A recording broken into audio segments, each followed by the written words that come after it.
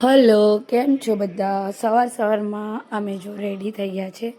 Good morning. અને અમે જતા છે, આજે ન્યૂ યર છે એટલા માટે અમે અમારા કુળદેવીના દર્શન કરવા માટે જતા છે.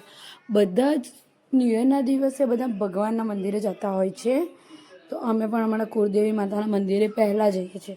અમારા કુળદેવી માતાનું મંદિર વાડીમાં આવ્યું છે, એટલા માટે આવો પગદંડીનો રસ્તો બનાવવામાં આવ્યો છે. તમે જોઈ શકો છો, અમે જતા છે વાડીમાંથી.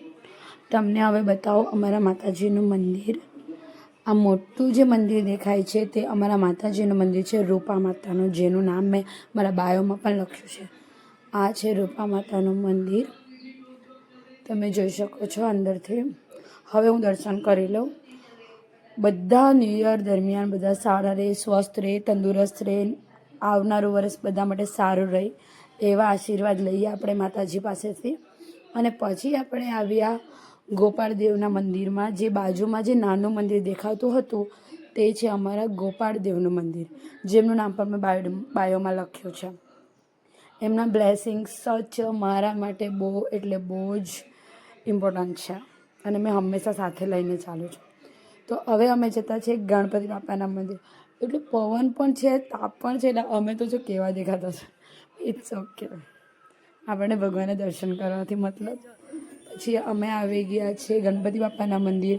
ત્યાં ઘણું પબ્લિક છે, ક્રેઝ છે, તમે જોઈ શકો છો. આ છે ગણપતિ બાપા મોર્યા. આ ગણપતિ બાપાનું મંદિર છે, બહુ પબ્લિક છે ત્યાં.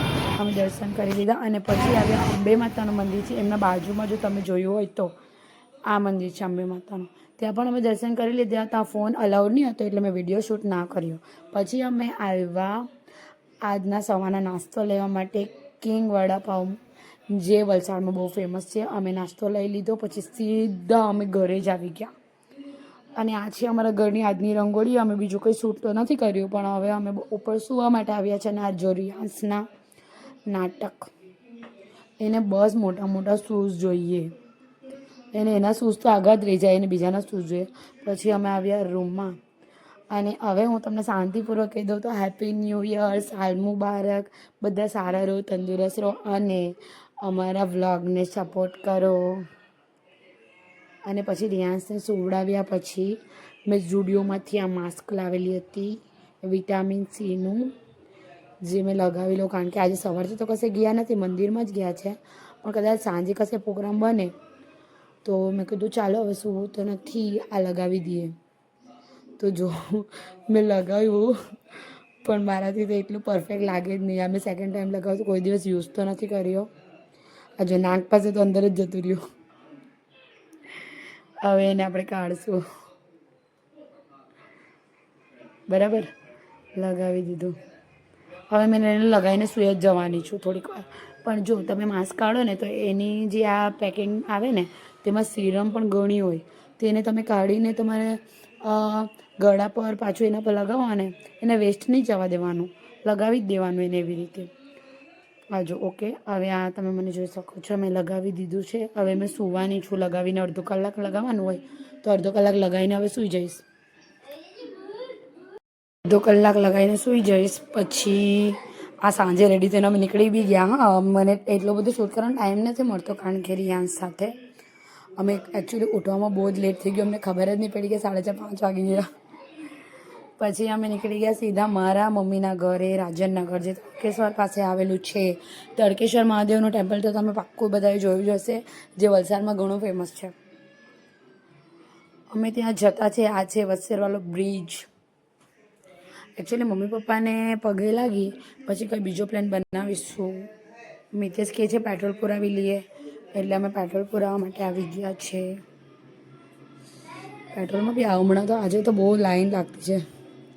એકચ્યુઅલી મને તો 2-3 જણા હોય પણ ઊભી રહેવાનું બહુ ત્રાસ આવે. પછી અમારે ઘરે આવ્યા પછી અમે બધા સાથે ફોટોશૂટ કર્યા.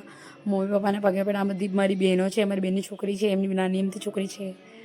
પછી એ પતાવીને આજે વરસાદ આવી ગયો તો તમને બધાને ખબર હોય તો, એટલે અમે કશે ગયા નહીં.